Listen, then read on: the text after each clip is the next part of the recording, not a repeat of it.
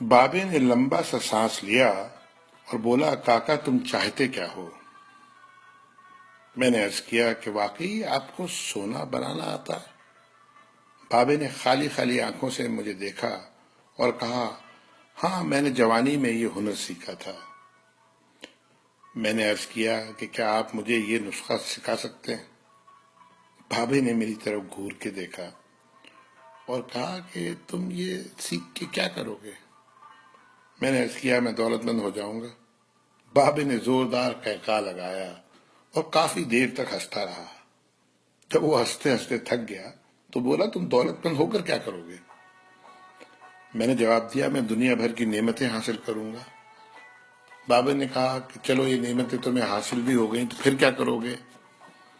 میں نے جواب دیا، میں خوش ہوں گا اور مجھے سکون ملے گا۔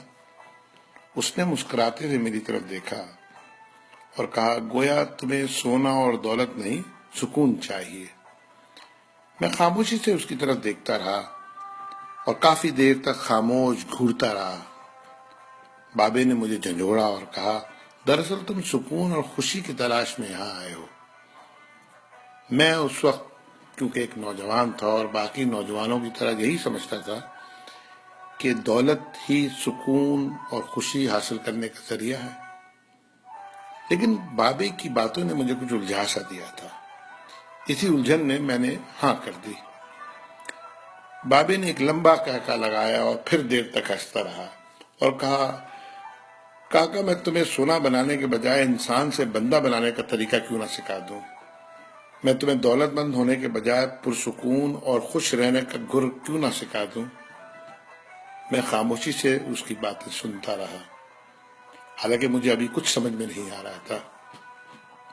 اتنے میں بابا بولا، انسان کی خواہشیں جب اس کے وجود اور عمر سے لمبی رہتی ہیں، وہ اس وقت تک انسان رہتا ہے۔ تم اپنی خواہشوں کو اپنی عمر اور وجود سے چھوٹا کر لو، تم سکون بھی پا جاؤ گے اور خوشی بھی۔ اور جب تم خوشی اور سکون پا جاؤ گے تو تم انسان سے بندہ بن جاؤ گے۔ مجھے بابے کی باتیں بالکل سمجھ میں نہیں آ رہی تھی اور بابے نے میری یہ پریشانی بھانپ لی تھی۔ بابا بولا، تم قرآن شریف پڑھو۔ اللہ تعالیٰ نے خواہشوں میں لتھڑے ہوئے لوگوں کو انسان کہا ہے اور محبت میں رنگے ہوئے آزاد لوگوں کو بندہ۔ دنیا میں کتنے انسان آئے اور بہت دولت کمائی، بڑی عمارتیں بنائی، کیا وہ سب ساتھ لے گئے تھے؟ کیا سب وہ خوش تھے؟ تم بھی کیا خوش ہو؟ پھر بابا خود ہی بولا، نہیں، جب تک تم تانبے سے سونا بنانے کے چکر میں اور خپ میں مبتلا رہو گے، اس وقت تک خوشی سے دور بھاگتے رہو گے اور بھٹکتے رہو گے۔ پھر بابے نے ایک چھوٹی سی ٹہنی سے زمین پہ رگڑنا شروع کیا اور کہا، لو میں تم کو انسان سے بندہ بنانے کا نسخہ بتاتا ہوں۔ اپنی خواہشوں کو اپنے قدموں سے آگے نکلنے نہ دو۔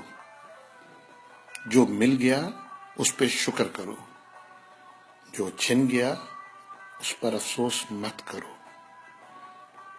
جو مانگے اسے دے دو، جو بھول جائے اسے بھول جاؤ۔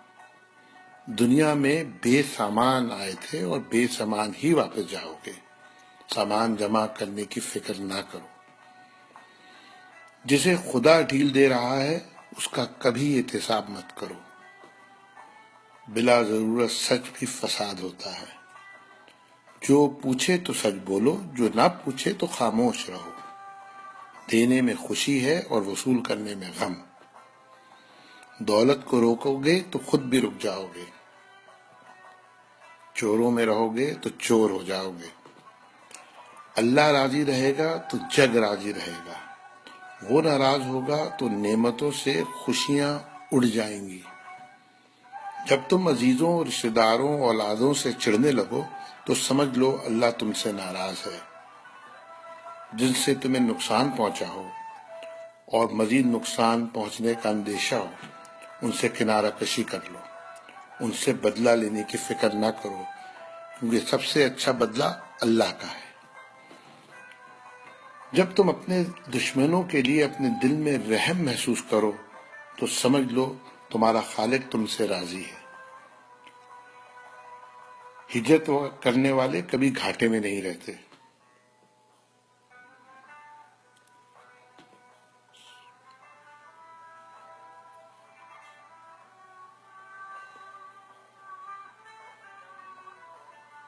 بابے نے پھر میرے کندھے پہ ہاتھ رکھا اور کہا جاؤ، بس ایک چیز کا دھیان رکھنا، کبھی کسی کو